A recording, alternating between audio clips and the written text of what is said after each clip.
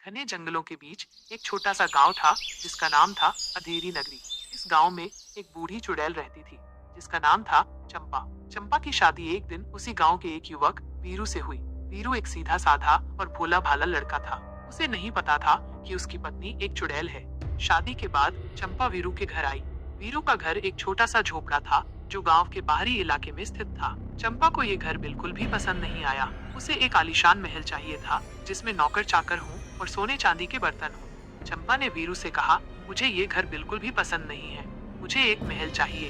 वीरू ने कहा, लेकिन हमारे पास इतना पैसा नहीं है कि हम एक महल खरीद सके। चंपा ने कहा, तुम चिंता मत करो, मैं तुम्हें अमीर बना दूंगी। चंपा ने अपनी जादुई शक्तियों का इस्तेमाल किया और वीरू के घर को एक आलीशान महल में बदल दिया। महल सोने चांदी के बर्तनों और कीमती पत्थरों से सजा हुआ था। वीरू और चंपा अब एक राजा और रानी की तरह रहने लगे। चंपा ने वीरू से कहा, अब तुम मेरे लिए एक नौकर ढूंढो। वीरू ने गांव के सबसे आलसी आदमी मंगू को नौकर के रूप में काम पर रखा। मंगू बहुत ही आलसी था और कोई भी काम ठीक से नहीं करता था। चंपा उससे बहुत परेशान रहती थी। एक दिन चंपा ने मंगू को एक काम सौंपा। उसने मंगू से कहा, जाओ और मेरे लिए जंगल से कुछ फल लेकर आओ। मंगू जंगल में गया और एक पेड़ के नीचे सो गया। जब वो उठा तो उसने देखा कि उसके पास बहुत सारे फल पड़े हुए हैं। मंगू ने सोचा, ये तो बहुत अच्छा हुआ, मुझे बिना मेहनत किए ही फल मिल गए। मंगू फल लेकर चंपा के पास गया और कहा, यह लो तुम्हारे लिए फल। चंपा ने फलों को देखा और कहा, ये फल तो सड़े हुए हैं, तुम मुझे सड़े हुए फल क्यों लाए? मंगू ने कहा, मुझे क्या पता था कि ये फल सड़े हुए हैं। चंपा को बहुत गुस्सा आया और उसने मंगू को एक मेंढक में बदल दिया। मंगू मेंढक बनकर पूरे महल में कूदता रहा। वीरू को मंगू पर दया आ गई और उसने चंपा से कहा, तुम मंगू को वापस इंसान बना दो। चंपा ने कहा, ठीक है, लेकिन वो फिर कभी आलसी नहीं बनेगा। चंपा ने मंगू को वापस इंसान बना दिया। मंगू ने चंपा से वादा किया कि वो अब कभी आलसी नहीं बनेगा।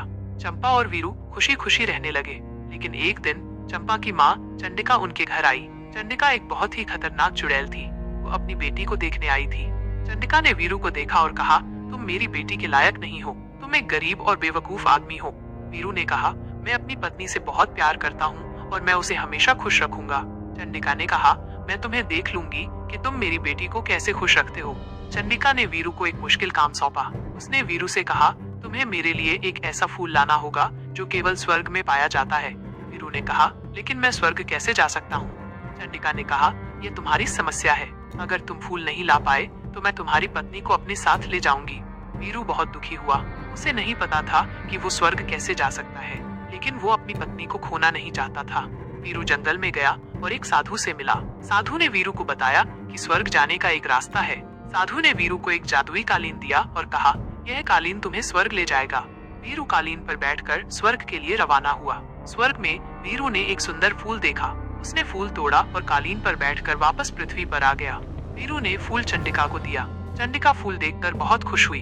उसने वीरू से कहा, तुम एक बहादुर और प्यार करने वाले पति हो, मैं तुम्हें अपनी बेटी के साथ रहने की इजाजत देती हूँ। वीरू और चंपा खुशी खुशी रहने लगे। चंडिका भी उनके साथ रहने लगी और उन्होंने एक सुखी परिवार बनाया। अंजलि और रिया अपने पिता की मृत्यु के बाद अपनी माँ के साथ एक गांव में रहने के लिए मजबूर हो जाती हैं। उनकी माँ ठाकुर विक्रम सिंह से शादी करती हैं, जिनकी पहले से ही दो बेटियां मोहिनी और कामिनी हैं। मोहिनी और कामिनी अंजलि और रिया से नफरत करती हैं और उन्हें परेशान करती हैं।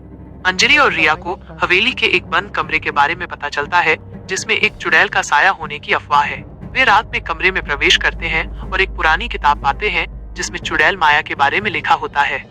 मोहिनी और कामनी का सच। अंजलि और रिया को पता चलता है कि मोहिनी और कामनी माया की बेटियां हैं और उनमें चुड़ैल की शक्तियां हैं। मोहिनी और कामनी उन्हें धमकी देती हैं कि अगर उन्होंने किसी को बताया तो वे उन्हें मार देंगी। मोहिनी और कामनी अपनी शक्तियों का इस्तेमाल करके गांव वालों को डराती हैं और उन्हें नुकसान पहुंचाती हैं। गांव वाले ठाकुर विक्रम सिंह से मदद मांगते हैं, लेकिन वो अंजलि और रिया को दोषी ठहराते हैं।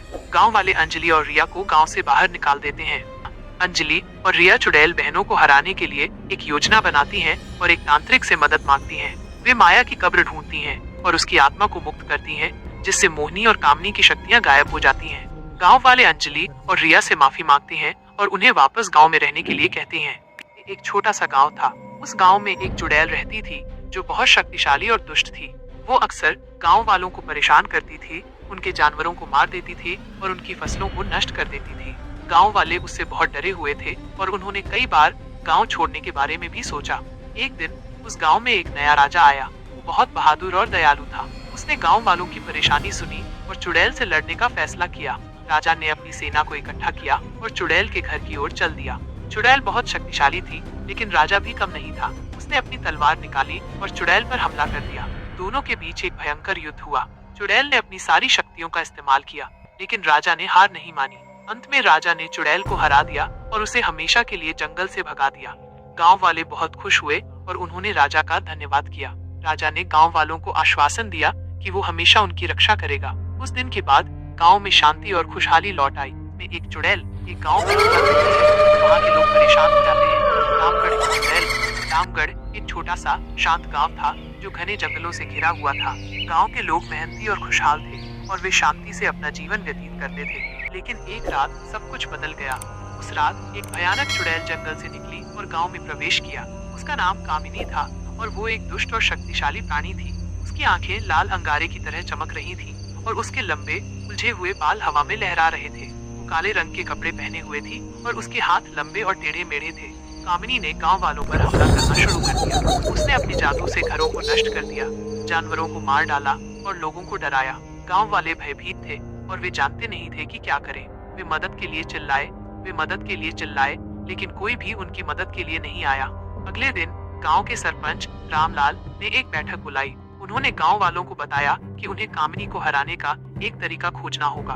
उन्होंने तांत्रिक बाबा को बुलाया, जो एक बुद्धिमान और अनुभवी व्यक्ति थे। तांत्रिक बाबा ने गांव वालों को बताया कि कामिनी को हराने के लिए उन्हें एक विशेष मंत्र का जाप करना होगा और एक जादुई ताबीज बनाना होगा। गांव वालों ने तांत्रिक बाबा की बात मानी और उन्होंने मंत्र का जाप करना और ताबीज बनाना शुरू कर दिया। उन्होंने कई दिनों तक काम किया और अंत में उन्होंने ताबीज बना लिया। उस रात जब कामिनी फिर से गांव में आई तो गांव वालों ने एक साथ मंत्र का जाप करना शुरू कर दिया। मंत्र की शक्ति से कामिनी कमजोर होने लगी। तभी एक युवक विजय ने तांत्रिक बाबा द्वारा बनाए गए ताबीज को कामिनी की ओर फेंका। ताबीज ने कामिनी को छूते ही वो चीख उठी और धुएं के बादल में गायब हो गई। गांव वालों ने राहत की सांस ली। कामिनी का आतंक खत्म हो गया था और रामगढ़ में फिर से शांति लौट आई। गांव वाले विजय और तांत्रिक बाबा के आभारी थे, जिन्होंने उन्हें चुड़ैल के चंगुल से बचाया था।